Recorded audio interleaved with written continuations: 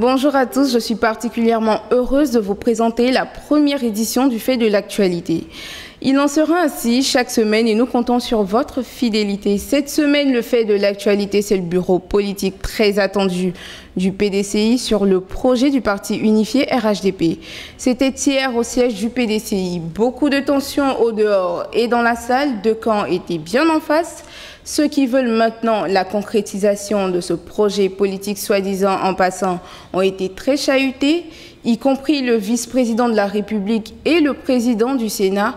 Et puis la tendance majoritaire, ceux qui rejettent à bien plus tard sa réalisation. Retour sur ce fait marquant de l'actualité, reportage Armand Blédou, Joseph Zécry.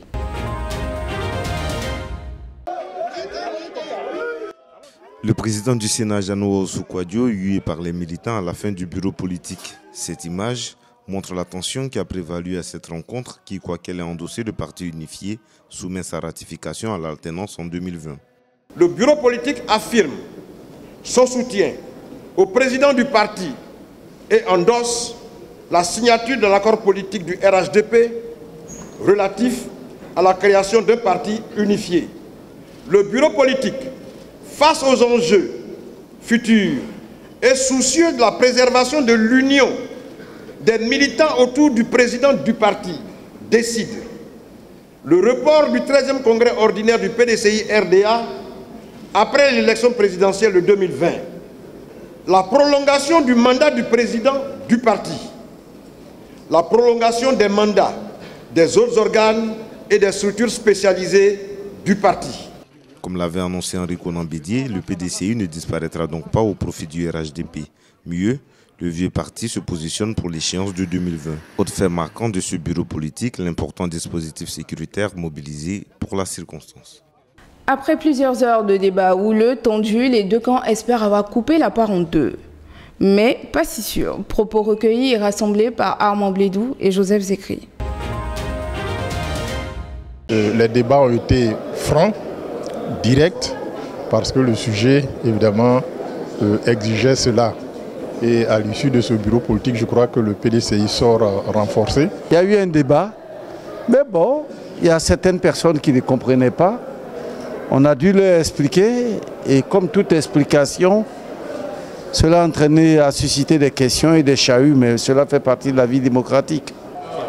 Le changement, tout changement appelle les interrogations, mais je crois que pour l'essentiel, nous avons pu trouver la voie médiane.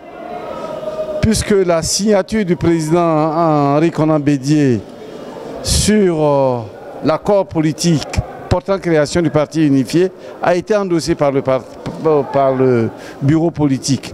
Mais ils en pensent quoi, les jeunes militants du PDCI qui hier étaient assez frileux et très attentifs aux conclusions de ce bureau politique décisif? Ils sont au micro de Joseph Zécry. Les militants à la base ont déjà dit qu'ils ne veulent pas de parti unifié. Et alors aujourd'hui, le bureau politique n'a fait qu'entériner cette décision ou ce vœu de la base. Aujourd'hui, le président Bédié a l'intérêt de protéger le PDCI-RDA. Notre temps arrivé, c'est un gâteau à partager. Ils ont eu leur part en 2020, c'est le PDCI, ou rien. Donc aujourd'hui, c'est notre temps. 2020, c'est le temps du PDCI, l'heure arrivée pour nous. Comment comprendre alors cette décision du principal allié du RDR au sein du RHDP? Quelles pourraient en être les implications les semaines à venir? Pour décrypter ce bureau politique, j'ai avec moi en plateau notre éditorialiste Ignace Bidi. Bonjour Ignace. Bonjour Harmonie. Alors on dira qu'il n'y a rien de nouveau sous le soleil du parti unifié parce que le PDCI a montré clairement ses intentions, fonctionner avec ambiguïté pour mettre beaucoup plus de pression au président Ouattara. Je ne dirais pas qu'il n'y a rien de nouveau sous le soleil. Il y a que le PDCI partant à ce bureau politique avait un enjeu très important, celui déjà de veiller à son unité. Vous savez qu'il est traversé par deux courants qui très opposés, l'un pour le oui, pour le parti unifié, l'autre pour le non, contre le parti unifié. Alors il fallait arriver à faire l'équilibre des choses et le PDCI s'en sort déjà bien en maîtrisant la sécurité, en maîtrisant les hommes et en affirmant endosser l'accord politique pour la création du RHDP. D'accord. Et que signifie alors le 13e congrès du PDCI après 2020, sachant très bien qu'il devrait entériner l'accord politique sur le parti unifié? Il n'y a pas qu'au congrès qu'on entérine toute décision importante, le congrès ordinaire, mais entre deux congrès, il peut y avoir un congrès extraordinaire. Donc là, rien n'est véritablement perdu à tout moment, selon l'évolution des négociations, des discussions, selon les altérances que les uns et les autres auront trouvées. Le PDCI peut à tout moment décider de cette question, peut trancher de cette question. Alors maintenant, on le voit clairement, le PDCI ne dit plus ouvertement que le parti unifié serait conditionné à l'alternance.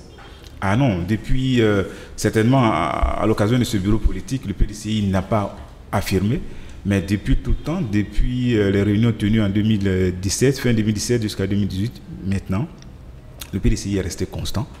L'alternance d'abord, le parti unifié après. Je pense que c'est cette constante qui a été réaffirmée. Quand on ne répond pas véritablement à la question, les politiques ont compris, puisque dernièrement au congrès du RDR, M. Patrick Kachi, parti représenté le président Henri Konan-Bédié, a affirmé que le PDCI répondra en temps voulu à cette question. D'accord. Et on le voit, le PDCI, pendant ce temps, joue la carte de la montre, et le président Ouattara, qui veut vraiment, réellement ce parti unifié, n'est pas aussi dupe. Qu'est-ce que vous avez à dire?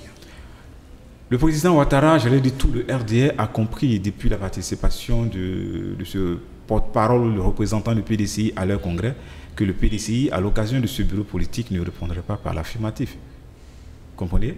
Donc depuis lors, ils savent à quoi s'en tenir, ils savaient qu'ils ne partaient pas pour obtenir la réponse qu'eux attendaient. Voilà. Merci Ignace, merci pour ce décryptage. Merci. Merci de nous avoir suivis.